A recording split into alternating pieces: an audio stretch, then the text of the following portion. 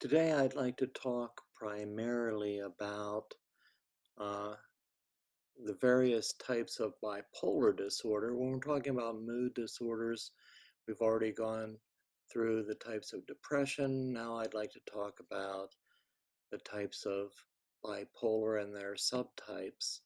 And I think the first thing I'd like to do is give you a graphic representation. And let's see if you can see my screen. Okay, so here we have a graph that shows uh, bipolar 1, bipolar 2, and cyclothymia.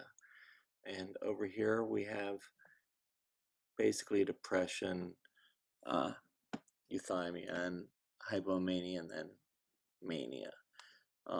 So we're moving from depression to mania.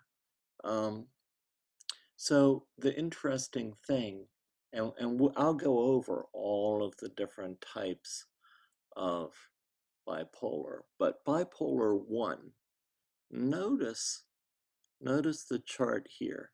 What's different about it, at least for this chart, we'll talk about other differences for a differential diagnosis, but here we have, notice it goes all the way up to mania, okay? So this is the highest point on the chart. That's one of the delineations. It goes as low as bipolar 2, but not lower, the same, okay? And time-wise, see, as we move from left to right, that is the time.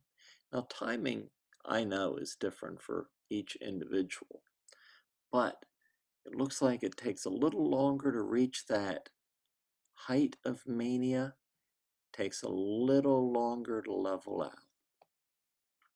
The amount of depression lasts just a tiny bit longer, but the real depression is about the same amount of time. When we look at bipolar 2, okay, it goes up to hypomania. Now, I don't know how accurate this is. Sometimes I think bipolar 2 might have even more depression in it. I might see if there's a different chart. Cyclothymia, of course, it cycles through both. Doesn't go as high as bipolar 1, only goes to hypomania. Doesn't go as low as either, but it cycles through more rapidly, okay? I'm just going to take a second and go back and see if there is a slightly different chart here. Let's look at this one.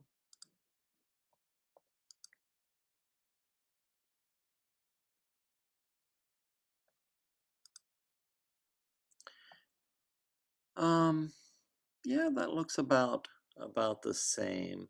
I think discussions of depression for bipolar 1 and bipolar 2 sometimes vary, but here it looks about the same.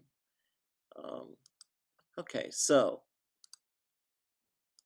let's go over our notes and talk a little bit about the criteria and how to make a differential diagnosis between the different types of bipolar disorder. Bipolar 1, characterized by one or more full manic episodes. So that's the highest mania, like on that chart. It's hot, it's much more. So the others do not have a manic episode. So bipolar 2, characterized by one or more hypomanic episodes, accompanied by at least one major depressive episode. So it doesn't have the height of mania as bipolar 1.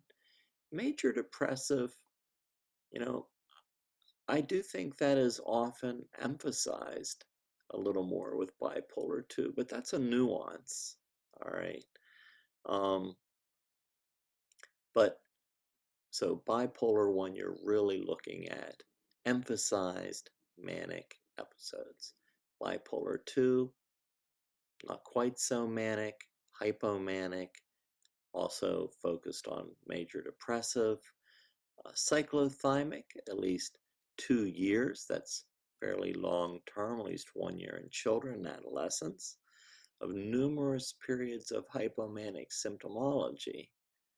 So once again, not manic, hypomanic usually, that do not meet criteria for hypomanic episode, um, and numerous periods of depressive symptoms, which are considered a little more mild than bipolar 1 or bipolar 2.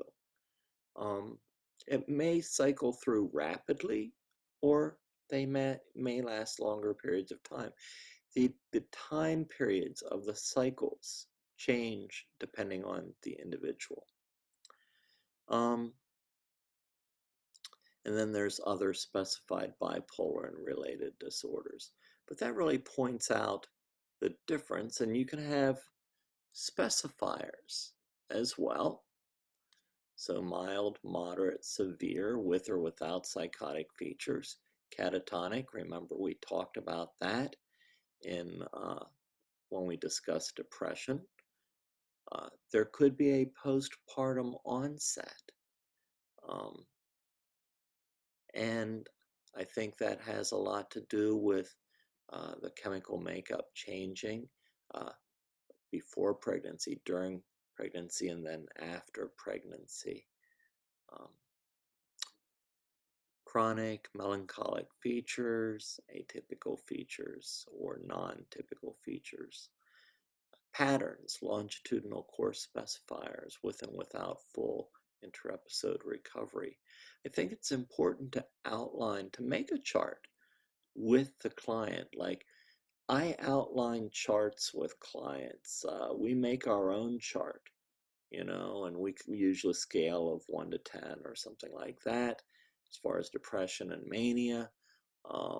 And I give them examples and of what each one might feel like. And there may be a seasonal pattern, maybe rapid cycling, 4 or more episodes in a year. There often is. The course must be managed across the lifespan, greatly influenced by genes and biological functioning. I would say genetics do play a major role in bipolar diagnosis, and the severity, however, depends on the environmental factors sometimes. The onset is usually very gradual and barely noticeable at first. Some people think it is not. I seem to think it is more gradual, long term. The etiology.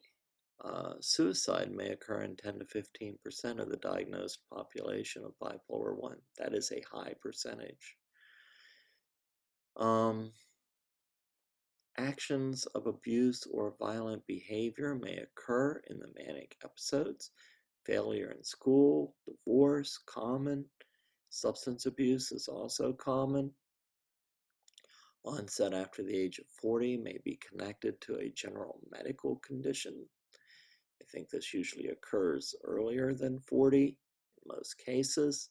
10 to 15% of adolescents diagnosed with major depressive episodes may develop bipolar 1.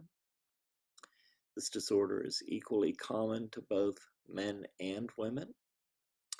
First-degree biological relatives of individuals with bipolar 1 disorder have elevated rates of the disorder and an earlier age of onset. So there's a genetic tendency, possibly. Causes may be linked to neurotransmitter activity, sodium ion activity. I usually draw this out on the board for students on the whiteboard. but both sides of the neuron cell membrane have positively charged sodium ions, which help to send incoming messages down the axon to the nerve endings. Um, so, I think this is kind of that electrochemical transmission process. When the neuron's at rest, most of those sodium ions sit outside of the membrane.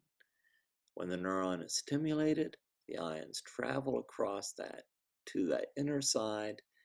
This starts a wave of electrochemical activity that flows down the length of the axon. It results in the firing of the neuron.